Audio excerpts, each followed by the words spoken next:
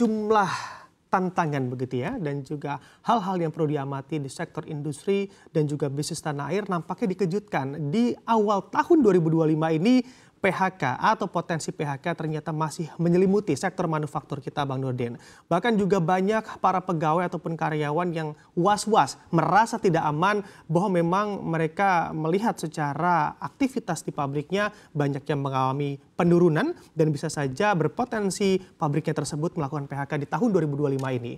Dari sisi penyambung lidah rakyat atau dari DPR RI, bagaimana Anda melihat kondisi yang terjadi saat ini atau di awal tahun 2025 terkhusus seputar potensi PHK, Bang Nurdin? Silakan. Jadi memang kita mesti menyadari bahwa kondisi faktual saat ini itu yang paling terpukul di dalam negeri, yaitu sektor yang paling terpukul itu adalah tekstil dan manufaktur.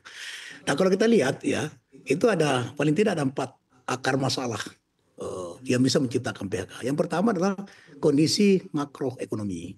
Ya, seperti kita ketahui bersama bahwa Menteri Keuangan Sri Mulyani telah mengungkapkan bahwa perekonomian Indonesia dihantui dengan kondisi ekonomi eksternal yang membuat ada ketidakpastian global yang semakin tinggi. Karena itu proyeksi pertumbuhan ekonomi yang awalnya direncanakan untuk tumbuh mencapai 5,2% itu dalam undang-undang anggaran APBN. Itu ternyata ini kira-kira tahun depan hanya bisa mencatat pertumbuhan 5%. Itu salah satu faktor. Yang kedua adalah distorsi kebijakan.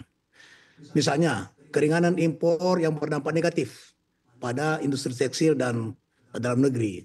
Permendak nomor 36 tahun 2003 tentang kebijakan dan pengaturan impor sebagaimana juga telah diubah lagi pada Permen 08 yang terakhir tahun 2024, dan ini sudah pernah saya menyampaikan di dalam RDP dengan Menteri Perdagangan bahwa Permendak nomor 8 ini perlu direvisi. Kenapa? Karena ini memberi ruang yang cukup luas untuk impor, sementara ini sangat mengganggu daripada penyediaan bahan baku kita yang berkaitan dengan kebutuhan industri dalam negeri. Itu salah satu faktor yang bisa menciptakan daripada PHK. Maka sebagai anggota DPR waktu itu saya menyampaikan kepada Menprindak bahwa Permen nomor 8 ini harus direvisi gitu. Nah, disepakati dalam kesimpulan bahwa Permen 8 ini adalah dievaluasi. Nah, nanti dalam RDP akan datang kita akan menyampaikan kepada Permendak agar supaya ini hasil evaluasi seperti apa. Jangan sampai impor itu sebebas-bebasnya tanpa pertek lagi, maka itu sangat mengganggu daripada tumbuhnya industri kita dalam negeri. Nah yang ketiga akar masalah itu underground ekonomi, yaitu mungkin masih banyak ya impor ilegal, maraknya impor ilegal yang melemahkan daripada industri dalam negeri. Akar masalah yang keempat itu kenaikan daripada upah minimum 6,5%. Itu juga masalah bagi para pengusaha berkaitan dengan adanya kenaikan itu. Kalau pengusaha itu perusahaannya tidak mampu, maka itu pasti menciptakan daripada PHK. Nah ini ada 4 akar masalah itu yang perlu ada terobosan dari pemerintah. Misalnya apa? Intervensi kebijakan. Pemerintah perlu melakukan pemetaan berbagai kebijakan yang berdampak negatif pada industri dalam negeri. Selanjutnya merevisi berbagai kebijakan tersebut, antara tadi Permen 08 dan mungkin masih ada peraturan-peraturan lain yang perlu dilakukan terobosan berupa intervensi kebijakan. Yang kedua adalah pemerintah perlu melakukan mapping industri yang berpotensi melakukan PHK.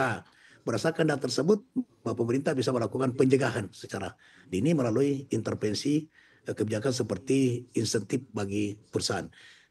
Kebijakan intervensi kebijakan sangat penting karena tapi soalnya Bapak Presiden kita adalah seorang presiden yang berorientasi kepada kepentingan rakyat. Pak Prabowo sangat peduli dengan apa yang menjadi masalah, apa yang menjadi hambatan dan apa yang menjadi kesulitan bagi rakyat Indonesia khususnya para buruh. Sehingga ketika trade tax itu ada masalah, maka perintah presiden adalah selamatkan daripada tax itu agar supaya tidak ada PHK. Kemudian yang kedua adalah penciptaan lapangan kerja, ya. Saya kira kita harus melakukan program upskilling dan reskilling bagi para pekerja yang terdampak PHK. Upskilling itu adalah program untuk meningkatkan kemampuan bekerja, sedangkan reskilling adalah pelatihan kemampuan baru bagi para pekerja. Pengembangan kapasitas ini dilakukan untuk memudahkan mereka dalam mendapatkan pekerjaan kembali. Yang kedua adalah pengembangan kapasitas untuk menyiapkan pekerja terdampak PHK. Ya, agar mereka bisa menjadi entrepreneur. Dan ini kemudian saya kebetulan Wakil Ketua Mengkadin, bidang UMKM dan koperasi. Ini terus kita mengkaji, kita berpikir keras bagaimana membantu sesuai dalam bentuk kebijakan kita melakukan advokasi kepada pemerintah, kemudian Kadin juga menciptakan berbagai terobosan untuk menciptakan lapangan kerja agar supaya PHK itu bisa terhindarkan. Dan sekarang yang kita lakukan adalah bagaimana UMKM itu kita dorong ya untuk berkooperasi sehingga dia memudahkan menciptakan daripada dalam melakukan jaringan-jaringan baik kepada jaringan untuk pembiayaan maupun jaringan kepada korporasi kerjasama antara UMKM, koperasi dan swasta dan BUMN. Nah ini dilakukan oleh Kementerian Industri. Kemudian yang ketiga adalah agar supaya PHK ini bisa kita atasi, yaitu perlindungan sosial bagi korban PHK kalau itu terjadi. Tapi ini kita mengharapkan agar supaya itu tidak boleh terjadi. Dan saya kira insya Allah apabila pemerintah melakukan intervensi kebijakan, maka PHK itu bisa kita minimalkan. Maka harus memastikan para pekerja itu mengikuti program jaminan kehilangan pekerjaan. Ya, kita kenal dengan CKP. Program ini memberikan perlindungan sosial bagi pekerja yang terkena PHK. Yang kedua adalah memastikan para pekerja mengikuti program jaminan kesehatan CKN. Ya, ini meringankan beban pengeluaran korban PHK ya, ketika dia keluarganya sakit atau dia sendiri sakit, pengeluaran korban PHK ketika sakit sesuai ketentuan kepesertaan CKN melalui berlaku sampai dengan 6 bulan. Dalam 6 bulan itu bisa ada kemampuan daripada pekerja yang terdampak PHK, tapi itu saya doakan mudah-mudahan tidak terjadi untuk dia bisa mencari pekerjaan baru.